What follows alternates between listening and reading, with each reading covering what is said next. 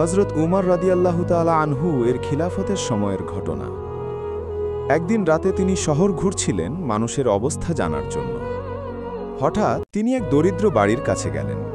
ভিতরে এক মা সন্তানদের শান্ত করতে দুধ ফুটাচ্ছেন ভেবে হাঁড়িতে পানি দিচ্ছিলেন।